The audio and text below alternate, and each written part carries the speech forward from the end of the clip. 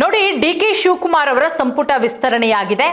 33 ಜನ ಸಚಿವರಿದ್ದಾರೆ. ಖಾಲಿ ಇರೋದು ಇನ್ನು ಒಂದೇ. ಅದನ್ನ ಯಾರಿಗೆ ಕೊಡ್ತಾರೆ ಅನ್ನೋದು ಕೂಡ ಇನ್ನೊಂದು 2 ದಿನದಲ್ಲಿ ಗೊತ್ತಾಗುತ್ತೆ.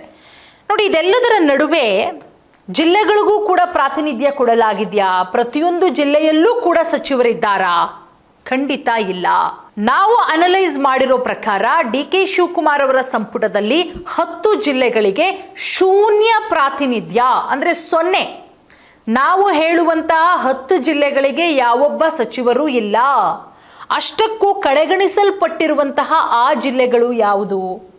ಆ ಜಿಲ್ಲೆಯ ಲಿಸ್ಟಲ್ಲೂ ನಿಮ್ಮ ಜಿಲ್ಲೆಯೂ ಇದೆಯಾ? ನೋಡ್ಕೊಳ್ಳಿ. ನೋಡಿ, ಸಚಿವ ಸಂಪುಟ ವಿಸ್ತರಣೆಯ ನಂತರ ಕಾಂಗ್ರೆಸ್ನಲ್ಲಿ ಅಸಮಾಧಾನ ದಿನದಿಂದ ದಿನಕ್ಕೆ ಹೆಚ್ಚಾಗ್ತಾ ಇದೆ. 2 ಶಾಸಕರು ಕೊಟ್ಟಂತಹ ರಾಜೀನಾಮೆಯನ್ನ ಹಿಂದಕ್ಕೆ ಪಡ್ಕೊಳ್ಳಲಾಗಿದೆ. ಆದರೂ ಕೆಲವೊಂದು ಭಾಗದಲ್ಲಿ ಜಿಲ್ಲೆಯ ಒಬ್ಬರಿಗೆ ಪ್ರಾತಿನಿಧ್ಯ ಸಿಗಲಿಲ್ಲ ಅನ್ನುವ ಆಕ್ರೋಶ ಹೆಚ್ಚಾಗ್ತಾ ಇದೆ. ರಾಜ್ಯದ 10 ಜಿಲ್ಲೆಗಳಲ್ಲಿ ಒಬ್ಬರಿಗೂ ಸಚಿವ ಸ್ಥಾನ ಸಿಗಲಿಲ್ಲ. ಶೂನ್ಯ ಅಂದ್ರೆ 0. ಹಾಗಾದ್ರೆ ಯಾವ್ಯಾವ ಜಿಲ್ಲೆಗಳು? ಕಾಂಗ್ರೆಸ್ಗೆ ಜಯಂದ್ರೂ ಸಚಿವಗಿರಿ ಸಿಗಲಿಲ್ಲ. ಸಚಿವ ಸಂಪುಟದಿಂದ ಹೊರಗುಳಿದಿದ್ದಾರೆ ಆ 10 ಜಿಲ್ಲೆಗಳು. 79 ಶಾಸಕರಿದ್ದಾರೆ 10 ಜಿಲ್ಲೆಯಿಂದ. ಆದರೆ ಸಚಿವ ಸ್ಥಾನ ಸಿಕ್ಕಿರೋದು ಮಾತ್ರ 0, ದೊಡ್ಡ 0. ಸಚಿವ ಸಂಪುಟದಲ್ಲಿ ಪ್ರಾತಿನಿಧ್ಯವಿಲ್ಲದ ಜಿಲ್ಲೆಗಳು ಡಿ.ಕೆ. ಶಿವಕುಮಾರ್ ಸರ್ಕಾರದಲ್ಲಿ ಸಿಗದ ಆ 10 ಜಿಲ್ಲೆಗಳು. ನೋಡಿ, 2ನೇ ಪಟ್ಟಿ ರಿಲೀಸ್ ಆಯಿತು ಸೋಮವಾರ. ಅದಾದ ಮೇಲೆ ನೂತನ ಸಚಿವರುಗಳ ಪ್ರಮಾಣ ವಚನ ಆಯಿತು. ನೂತನ ಸಚಿವರ ಹೆಸರನ್ನ ಕಾಂಗ್ರೆಸ್ ಹೈಕಮಾಂಡ್ ಪ್ರಕಟ ಮಾಡಿತ್ತು. ಸಚಿವರು ಪ್ರಮಾಣ ವಚನವನ್ನು ಸ್ವೀಕಾರ ಮಾಡಾಗಿದೆ. ಆದರೆ ಸಚಿವ ಸ್ಥಾನಕ್ಕಾಗಿ ಕಾಯ್ತಾ ಇದ್ದವರ ಅಸಮಾಧಾನ ದಿನದಿಂದ ದಿನಕ್ಕೆ ಹೆಚ್ಚಾಗ್ತಾ ಇದೆ. ಯಾರಾದರೂ ರಾಜೀನಾಮೆ ಕೊಟ್ಟರೆ ಕೂಡಲೇ ಅಂಗೀಕರಿಸಲಾಗುತ್ತೆ ಎನ್ನುವ ಸಿಎಂ ಡಿ.ಕೆ. ಶಿವಕುಮಾರ್ ಅವರ ಎಚ್ಚರಿಕೆ ವರ್ಕೌಟ್ ಆದಂತೆ ಕಾಣ್ತಾ ಇಲ್ಲ. ರಾಜ್ಯದ 31 ಜಿಲ್ಲೆಗಳ ಪೈಕಿ 10 ಜಿಲ್ಲೆಯಲ್ಲಿ ಒಬ್ಬರಿಗೂ ಸಚಿವ ಸ್ಥಾನ ಸಿಗಲಿಲ್ಲ ಎನ್ನೋ ಆಕ್ರೋಶ ಜಿಲ್ಲಾ ಮಟ್ಟದಲ್ಲಿ ಹೆಚ್ಚಾಗ್ತಿದೆ. ಕಾಂಗ್ರೆಸ್ ನಾಯಕರು ಬಹಿರಂಗವಾಗಿ ತಮ್ಮ ಅಸಮಾಧಾನವನ್ನ ವ್ಯಕ್ತಪಡಿಸ್ತಾ ಇರೋದು ಕಾಂಗ್ರೆಸ್ ಹೈಕಮಾಂಡ್ ಅನ್ನ ಇಕ್ಕಟ್ಟಿಗೆ ಸಿಲುಕಿದೆ. ಕೋಲಾರದ ಬಂಗಾರಪೇಟೆಯಲ್ಲಿ ಆಗಸ್ಟ್ 6ನೇ ತಾರೀಕು ಅಂದ್ರೆ ಇವತ್ತು ಬಂದ್ಗೂ ಕೂಡ ಕರೆ ಕೊಡಲಾಗಿದೆ. ಸಚಿವ ಸ್ಥಾನ ಸಿಗದ ನಾಯಕರು ಪ್ರತ್ಯೇಕ ಸಭೆಯನ್ನ ಮಾಡ್ತಾ ಇದ್ದಾರೆ. 2 ಶಾಸಕರು ಕೊಟ್ಟಂತಹ ರಾಜೀನಾಮೆಯನ್ನ ಹಿಂದಕ್ಕೆ ಪಡ್ಕೊಂಡಿದ್ದಾರೆ. ಪ್ರಾತಿನಿಧ್ಯ ಸಿಗದ 10 ಜಿಲ್ಲೆಗಳು ಹಾಗಾದ್ರೆ ಯಾವುದು? ಉಡುಪಿ ಜಿಲ್ಲೆಯಲ್ಲಿ ಕಾಂಗ್ರೆಸ್ನ ಯಾವುದೇ ಶಾಸಕರಿಲ್ಲ. 10 ಜಿಲ್ಲೆಗಳ ಪೈಕಿ ಉಡುಪಿ ಕೂಡ ಒಂದು. ಅದರಲ್ಲಿ ಇಲ್ಲಿನ ಎಲ್ಲ 5 ಕ್ಷೇತ್ರಗಳನ್ನ ಬಿಜೆಪಿ ಗೆದ್ದಿರೋದ್ರಿಂದ ಪ್ರಾತಿನಿಧ್ಯದ ವಿಚಾರ ಇಲ್ಲಿಗೆ ಅನ್ವಯಿಸೋಲ್ಲ.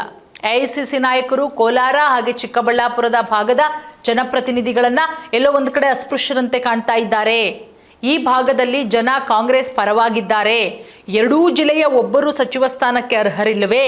ಬಂಗಾರಪೇಟೆ ಶಾಸಕ ಎಸ್.ಎನ್. ನಾರಾಯಣಸ್ವಾಮಿ ಆಕ್ರೋಶವನ್ನ ಹೊರಹಾಕಿದ್ದಾರೆ. ಇನ್ನು ಕೋಲಾರ, ಚಿಕ್ಕಬಳ್ಳಾಪುರ, ಚಿಕ್ಕಮಗಳೂರು, ಉತ್ತರ ಕನ್ನಡ, ಗದಗ, ಕೊಡಗು, ರಾಯಚೂರು, ವಿಜಯನಗರ, ಯಾದಗಿರಿ ಜಿಲ್ಲೆಯ ಯಾವ ಶಾಸಕರಿಗೂ ಕೂಡ ಸಚಿವ ಸ್ಥಾನ ಸಿಕ್ಕಿಲ್ಲ. ಇನ್ನೊಂದ್ಸಲ ಹೇಳ್ತೀನಿ ಕೇಳಿ. ಕೋಲಾರ, ಚಿಕ್ಕಬಳ್ಳಾಪುರ, ಚಿಕ್ಕಮಗಳೂರು, ಉತ್ತರ ಕನ್ನಡ, ಗದಗ, ಕೊಡಗು, ರಾಯಚೂರು, ವಿಜಯನಗರ, ಯಾದಗಿರಿ ಜಿಲ್ಲೆಯ ಯಾವ ಶಾಸಕರಿಗೂ ಸಚಿವ ಸ್ಥಾನ ಸಿಗಲಿಲ್ಲ. ಕಲ್ಯಾಣ ಕರ್ನಾಟಕ ಭಾಗದಲ್ಲಿ ಅತಿ ಹೆಚ್ಚು ಸಂಖ್ಯೆಯಲ್ಲಿ ಅಸೆಂಬ್ಲಿ ಮತ್ತು ಲೋಕಸಭಾ ಸ್ಥಾನವನ್ನ ಕಾಂಗ್ರೆಸ್ ಗೆದ್ಕೊಂಡಿತ್ತು. ಇಲ್ಲಿಯ ಯಾವೊಬ್ಬ ಮುಸ್ಲಿಂ ನಾಯಕರಿಗೂ ಸಚಿವ ಸ್ಥಾನ ಸಿಗಲಿಲ್ಲ. ಬೆಂಗಳೂರಿನ 2ರಿಗೆ, ಮಂಗಳೂರಿನ 1ರಿಗೆ ಸ್ಥಾನ ಸಿಕ್ಕಿದೆ. ರಹೀಂ ಖಾನ್ ಈ ಬಗ್ಗೆ ಬೇಸರ ಕೂಡ ವ್ಯಕ್ತಪಡಿಸಿದ್ದಾರೆ. ಇನ್ನು ಬೆಳಗಾವಿ ಭಾಗದಲ್ಲಿ 18 ಕ್ಷೇತ್ರ ಗೆದ್ದಿದ್ರು, ಬರೀ 2 ಸ್ಥಾನ. ಬೆಂಗಳೂರು ನಗರದಲ್ಲಿ ಕಾಂಗ್ರೆಸ್ನ 12 ಶಾಸಕರಿದ್ದಾರೆ, ಅಲ್ಲಿಗೆ 6 ಸ್ಥಾನ. ಬೆಳಗಾವಿ ಭಾಗದಲ್ಲಿ 18 ಕ್ಷೇತ್ರ ಗೆದ್ದಿದ್ರು, ಬರೀ 2 ಸ್ಥಾನ. ಸತೀಶ್ ಜಾರಕಿಹೊಳಿ ಇದ್ದಾರೆ, ಲಕ್ಷ್ಮಣ್ ಸವದಿ ಇದ್ದಾರೆ.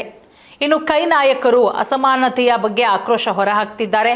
ಗದಗ ರೋಣ ಕ್ಷೇತ್ರದ ಶಾಸಕ ಜಿ.ಎಸ್. ಪಾಟೀಲ್ ಅವರನ್ನ ಸ್ಪೀಕರ್ ಆಗಿ ಮಾಡಲಾಗಿದೆ. ಕೊಡಗು ಜಿಲ್ಲೆಯ ವಿರಾಜಪೇಟೆ ಶಾಸಕರಾದಂಥ ಎಸ್ ಪೊನ್ನಣ್ಣ ಅವರನ್ನ ಉಪಸಭಾಪತಿಯನ್ನಾಗಿ ಮಾಡಲಾಗಿದೆ. ಇನ್ನು ಚಿಕ್ಕಮಗಳೂರು ನಯನ ಮೋಟಮ್ಮ, ಗಾಯತ್ರಿ ಶಾಂತೇಗೌಡ ಇಬ್ಬರಿಗೂ ಕೂಡ ಪ್ರಾತಿನಿಧ್ಯ ಸಿಗದ ಪ್ರಾತಿನಿಧ್ಯ. ಇನ್ನು ಮೈಸೂರು ಪ್ರಾಂತ್ಯದಲ್ಲಿ 11 ಕ್ಷೇತ್ರದಲ್ಲಿ ಕಾಂಗ್ರೆಸ್ಸು 8 ಸ್ಥಾನವನ್ನ ಗೆದ್ದಿದೆ.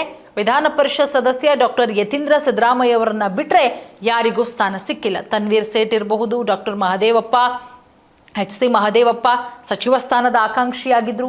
ಚಿಕ್ಕಮಗಳೂರಿನ ಮೂಡಿಗೆರೆ ಶಾಸಕಿ ನಯನ ಮೋಟಮ್ಮ ಪಟ್ಟಿಯಲ್ಲಿದ್ರು, ಆದರೆ ಅವರಿಗೆ ಅವಕಾಶ ಸಿಕ್ಕಿಲ್ಲ.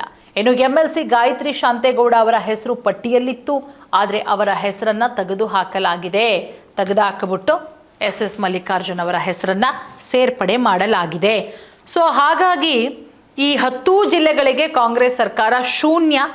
ಸೊ ಇದು ಮುಂಬರುವಂತಹ ದಿನಗಳಲ್ಲಿ ಎಷ್ಟರ ಮಟ್ಟಿಗೆ ಪಕ್ಷಕ್ಕೆ ಡ್ಯಾಮೇಜ್ ಆಗುತ್ತೆ ಕಾದು ನೋಡಬೇಕು.